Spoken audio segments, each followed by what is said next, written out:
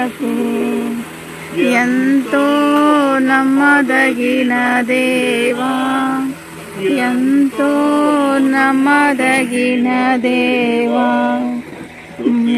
నీకే యుగ యుగముల వరకు ఎంతో నమ్మదగిన దేవా.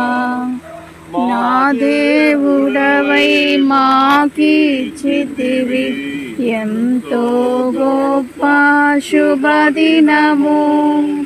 మా దేవుడవై మాకిచ్చితివి ఎంతో గొప్ప శుభదినము. దాని కట్టువారి ప్రయాసము వ్యర్థమే.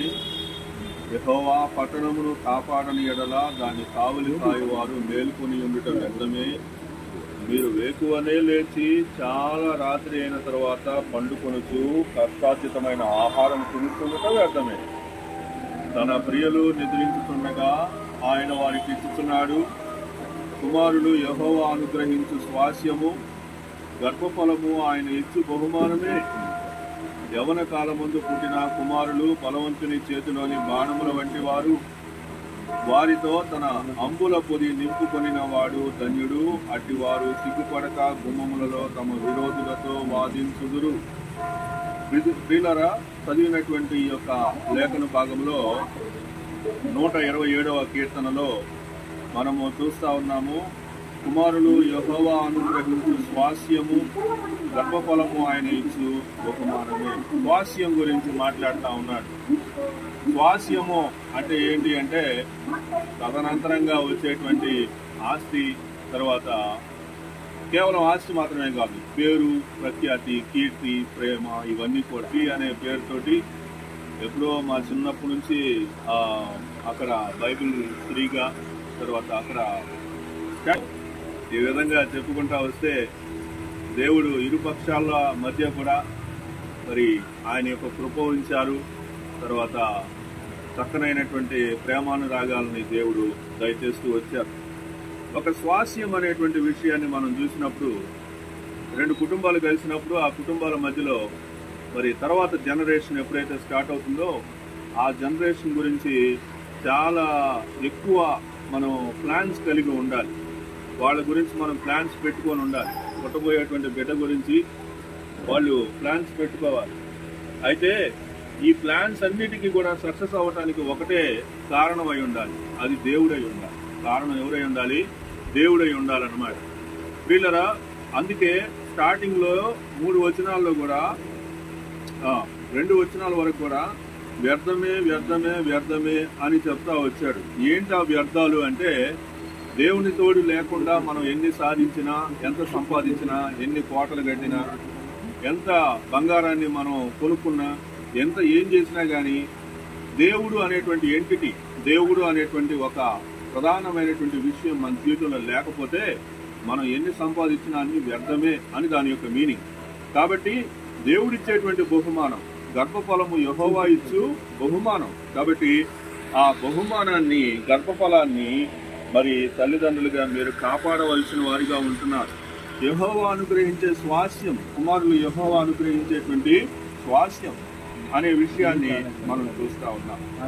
వీళ్ళరా ఈ విధంగా మనం దేవుని యొక్క వాక్యాన్ని చూస్తూ ఉన్నప్పుడు ఆయన మన యొక్క జీవితంలో చేసేటువంటి మరి గొప్ప కార్యాలు, ఆశ్చర్య కార్యాలను మనం చూస్తూ వస్తూ ఉన్నాం. ఈ 8 నెలలు మరి వివాహం అయ్యేటువంటి సమయం, వివాహానికి ముందు నుంచే మరి ఇరు కుటుంబాల మధ్య ఉన్నటువంటి అన్యోన్యత, మరి ఈ విషయాలన్నింటినీ మనం చూస్తూ వచ్చినప్పుడు ఎక్కడా కూడా ఏది ఇరుకు, ఇబ్బంది, గొడవ లాంటి విషయాలు ఏమి లేకుండా ఎంతో పద్ధతిగా, ప్రేమగా, సో ఈ విధంగా జరుగుతూ రావటం అనేటువంటిది దేవుని యొక్క సంకల్పమే, దేవుని యొక్క కృప, దేవుని యొక్క కాపుదలే.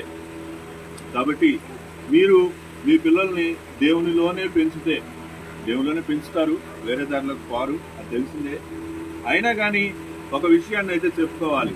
తల్లిదండ్రులకి మీకు బిడ్డ పుట్టిన తర్వాత ఆ బిడ్డ గురించి మీకు చాలా ఒపీనియన్స్ ఉంటాయి. ఆ బిడ్డ గురించి మీరు ఎన్నో రకరకాల ప్రణాళికలు వేస్తూ ఉంటారు. చక్కగా చదివించాలని, మీకంటే గొప్పగా చేయాలని మీరు అనుకుంటారు. ఏ తల్లిదండ్రులైనా కానీ వాళ్ళ పిల్లలు వాళ్ళకంటే గొప్పగా ఉండాలని కోరుకుంటారు కదా. మీరు కూడా అలానే అనుకుంటారు. కానీ ఆ బిడ్డకు మంచి వయసు వచ్చేటువంటి సమయానికి ఆ బిడ్డ ప్రభువుని తెలుసుకునేటువంటి వాడు అవ్వాలి. అర్థమైందా? ఆ బిడ్డ ఏమవ్వాలా? ప్రభువుని తెలుసుకునేటువంటి కృప, ఆ పార్ట్ అనేది మీరు అలా క్రియేట్ చేయాలి. పుట్టేటువంటి బేబీకి మీరేం చేయాలి? ఆ పార్ట్, ఆ క్రిస్టియన్ వే అనేటువంటి పార్ట్ని మీరు క్రియేట్ చేయాలి. అలా క్రియేట్ చేయడం కోసమే దేవుడు మీకు బిడ్డనిస్తున్నాడు అనేటువంటి విషయం గుర్తుపెట్టుకోవాలి. అందుకే వాక్యం ఏమన్నాడంటే, యెహోవా అనుగ్రహించే స్వాస్యము అన్నాడు. దేవుడు అనుగ్రహించేటువంటి స్వాస్యాన్ని, ఆయన బహుమానాన్ని ఆయన కోసం మనం సిద్ధపరచాలి. కంక్లూజన్కి వస్తున్నాను. 128వ కీర్తన.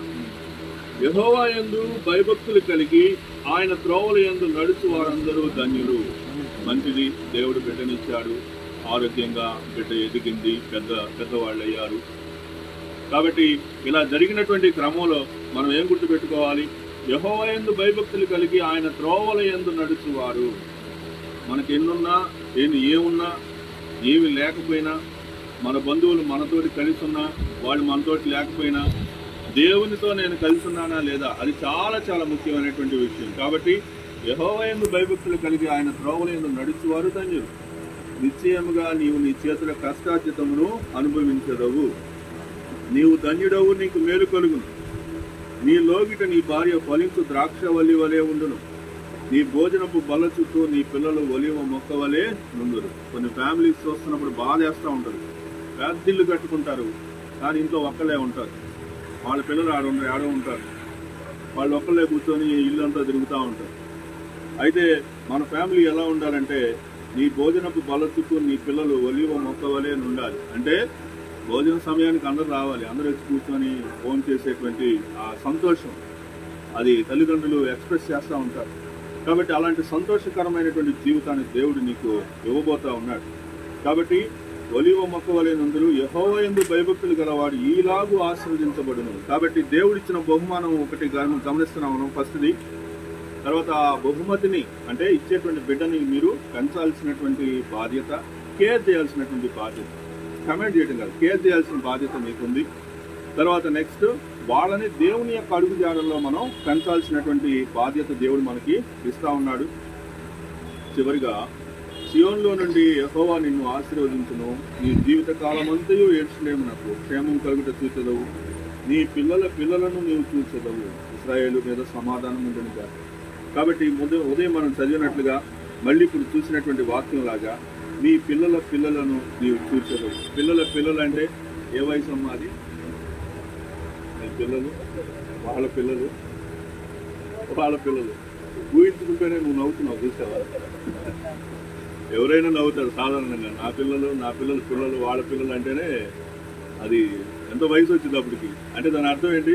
పిల్లలను చూస్తావంటే నీ వయసు ఎక్కువ కాలం నువ్వు జీవిస్తావని, అది కూడా సంతోషంగా జీవిస్తావని, తర్వాత వాళ్ళ యొక్క సంతోషాన్ని చూస్తావని. పిల్లల ప్రయోజకులు అయినప్పుడే కదా తల్లిదండ్రులకు సంతోషం. కాబట్టి ఇలాంటి సంతోషాలన్నింటినీ దేవుడు నీకు ఇవ్వబోతున్నాడు అనే విషయాన్ని నేను ముందే చెప్తున్నాను. కాబట్టి ప్రియులరా, ఈ దినము మరి యొక్క సాగరు, ప్రియాంక వాళ్ళ యొక్క వివాహ దాంపత్య జీవితంలో దేవుడు చేసిన మేలుని బట్టి తను 8 నెలలు ముగించుకొని చివరికి వచ్చి 9వ నెలలోనికి ప్రవేశించబోతా ఉంది. ఇంకొన్ని దినాలు నవంబర్లో డేట్ ఇచ్చారు. ఆ రోజున మరి దేవుడు ఒక మంచి బిడ్డను, ఆరోగ్యవంతమైనటువంటి బిడ్డను ఈ లోకంలోనికి ప్రవేశించబోతున్నారు. అంటే ఇప్పుడు తల్లి గర్భం అనే లోకంలో ఉంది ఆ బిడ్డ. ఆ లోకంలో నుంచి ఈ లోకంలోనికి, మన యొక్క బాహ్య లోకంలోనికి రాబోతా ఉంది. త్వరలోనే వాళ్ళు కుటుంబ భార్యాభర్తలు అనేటువంటి జీవిత దాంపత్యం నుంచి తల్లిదండ్రులు అనేటువంటి జీవిత దాంపత్యంలోనికి రాబోతున్నారు. కాబట్టి ఈ యొక్క శుభ సమయంలో దేవుడు ఆశీర్వదించిన విధంగా మనం వాళ్ళని కూడా ఆశీర్వదించి దీవించబోవటానికి మనం ఇక్కడికి వచ్చాం. ఇవన్నీ మరి మీరు తీసుకొచ్చినటువంటి ఈ యొక్క పలహారాలు కానీ, లేకపోతే ఇవన్నీ కూడా తను ప్రేమించి తను ఇక్కడి నుంచి మరి తన యొక్క కుటుంబానికి, లేకపోతే తన యొక్క తల్లి ఇంటికి మరి వెళ్ళేటువంటి సమయంలో ఏర్పాటు చేసినటువంటి యొక్క సంతోషకరమైనటువంటి సమయంలో మనం చేరవచ్చు. ప్రార్థన చేసుకుందాం. మెరిమబోతూ ఉన్నారు కనుక తాను నెలలు అనేసి ప్రభా మరి ప్రసవించే దినాలు నిండినప్పుడు బిడ్డకు జన్మనిచ్చింది అని వాక్యంలో రాయబడిన విధంగా ప్రభా నాయన యేసయ్య, మరి ప్రియాంక కూడా తన యొక్క నాయన యేసయ్య ప్రభా ఆ దినాలు నాయన యేసయ్య ప్రభా మరి ముగించుకొని ఈ బిడ్డకు ప్రభా నాయన జన్మని ఇవ్వబోతా ఉంది కనుక ఈ దాసరాన్ని మీరు దీవించండి, అభిషేకించండి. ఈ లోకంలో రకరకాలైనటువంటి ఆచారాలు ఉన్నాయి ఆయన. ప్రత్యేకంగా ఈ కార్యక్రమాన్ని పురస్కరించుకొని ఎన్నో ఆచారాలు జరుగుతూ ఉన్నాయి ఆయన. ఆ ఆచారాలను మేము కలపట్లేదు, కానీ కేవలం మీ యొక్క వాక్యపు వెలుగులో మాత్రం నాయన ప్రభా మేము ముందుకెళ్తూ ఉన్నాం కనుక మీ కృప చూపండి. ప్రియాంకను దీవించి ఆశీర్వదించండి. నీవు వేవేలకు తల్లి వగుదువు కాక అని రిబ్కాతో చెప్పినటువంటి ఆ యొక్క ఆశీర్వచనంతో ఆయన మీరు దీవించి ఆశీర్వదించి ప్రభా మీరు చేసిన గొప్ప కార్యాలను బట్టి నీ నామాన్ని మరొకసారి మహిమపరచుటకు ప్రభుత్వం కోరుతూ ఉన్నాం. వాళ్ళ యొక్క తల్లిగారి ఇంట్లో ఉన్నటువంటి దినాలన్నింటిలో ఆయన కాన్పోయినటువంటి దినాల్లో నాయన వేసే ప్రభా యువతండ్రి ఆ పరిస్థితులన్నింటిలో కూడా ఎలాంటి ప్రభా యువతండ్రి నాయన వేసే ప్రభా ఎలాంటి బిడ్డకు జన్మనివ్వడానికి ప్రభుత్వమని కోరుతూ ఉన్నాం. సమస్త మహిమాగంతా ప్రభావం మీకు ఆరోపిస్తూ ఇరువురిని మీరు ఆశీర్వించి దీవించవలసిందిగా కోరుతూ యేసు నామం పేరిట ప్రార్థిస్తున్నాను తండ్రి. మన తండ్రి అయిన దేవుని యొక్క ప్రేమయు ఆయన కుమారుడైన యేసుక్రీస్తు వారి కృపయు పరిశుద్ధాత్మ దేవుని అన్యోన్య సహవాసము ఈ సాయంకాలంలో చేరి వచ్చిన ప్రతి ఒక్కరికి, సాగర్కు, ప్రియాంకకు, మీరు ఇవ్వబోతున్నటువంటి బిడ్డకు ఇప్పుడు ఎల్లప్పుడూ సదాకాలము తోడైండి నడిపించును గాక.